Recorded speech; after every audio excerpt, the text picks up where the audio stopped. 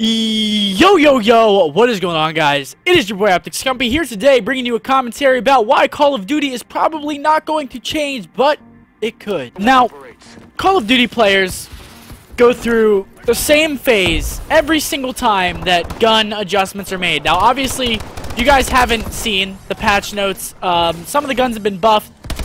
Pretty much all the guns have been buffed. And people always seem to think that Call of Duty or the game that they're playing is going to drastically change. And you know, maybe it will, maybe it won't. We've seen, we've had history with Call of Duty. We've obviously seen buffs, nerfs. We've seen the whole 9 yards with Call of Duty. We always see it every year. They always make adjustments to guns after the initial release of the game eventually. This is simply for the fact that some of the guns they don't think are balanced enough. They think that some guns are too good, some guns aren't good enough. It's very, very hard to get weapon tuning perfect the first time the game comes out. So how do you fix this? You tweak and tune all of the guns and you try to make them perfect.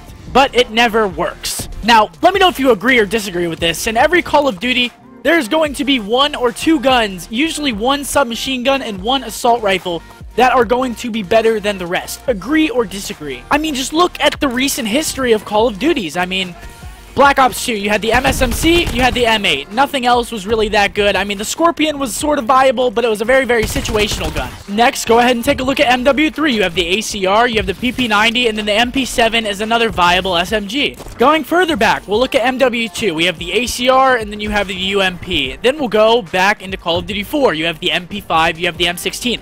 Every single Call of Duty that we have seen has had 1 dominant assault rifle and 1 dominant sub. It always happens. So people always think that the meta is going to change when these patches come out, and I'm sitting here, you know, I'm not the smartest kid. I'm not dumb, but I'm definitely not the smartest, and I'm just sitting here like shaking my head like it's not going to change as drastically as everyone's saying. I could be wrong, but in my personal opinion, I do not ever think that there will be a Call of Duty that does not fit the pattern of having a dominant AR and a dominant sub. No matter how much you tweak the guns in the game that are already put into the game, there's still going to be a gun that's better than every other gun, and that gun is still going to be the gun that is used. You're never going to have completely perfect weapon balance, and like I said, my opinion, it might be wrong. I don't know, but that's just where I'm coming from, seeing the history that I've seen throughout all of the Call of Duties. And the formula hasn't, stopped working. Why try to fix something that isn't broken? I mean, every single Call of Duty, like I said with all the examples earlier, has been the same weapon-wise, so why try to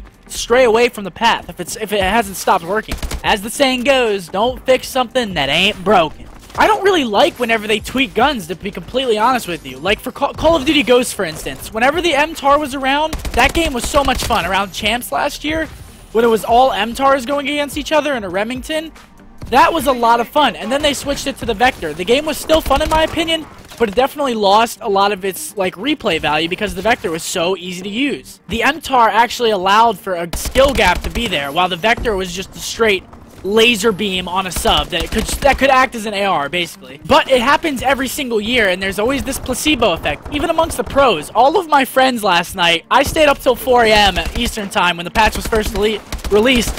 Every single one of them was like, this gun is the best now. This gun's dominant. I can't wait to use this shit against other pros and absolutely annihilate them. And I'm just sitting there like, I bet you that gun's not going to be used at all after tonight. So do I think Call of Duty will change? No. Do I want this game to change? Not really. I love this game right now. This game is a lot of fun. The ASM1/Val, pairing together to make competitive, I like that. It's my favorite. It's a lot of fun. I liked it more than just Val's. And people are going to say that I'm being biased because I'm a submachine gun player and the ASM1 sort of revitalized the SMG in this game.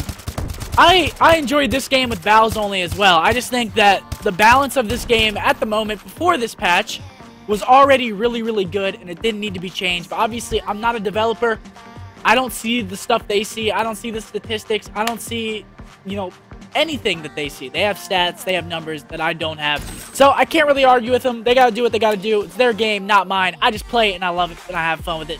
So, it is what it is. I'm sorry guys, but I just really wanted to get that off my chest. It's been like that since every single Call of Duty, and people always seem to think that things are going to drastically change, when in actuality, they're probably not going to. They might, but chances are they're not going to, so I wouldn't get your hopes up too much if you're hoping for a gun to get really, really good. Hoping for a gun to get really, really bad usually doesn't happen. The guns are the guns. They made the guns already. It's really, really hard to balance them after the fact. So, Hope you guys enjoyed the video. If you did, like, favorite, comment, subscribe. Follow me on Twitter. It'll be down in the description below. And as always, guys, this is your boy. It's gonna be see.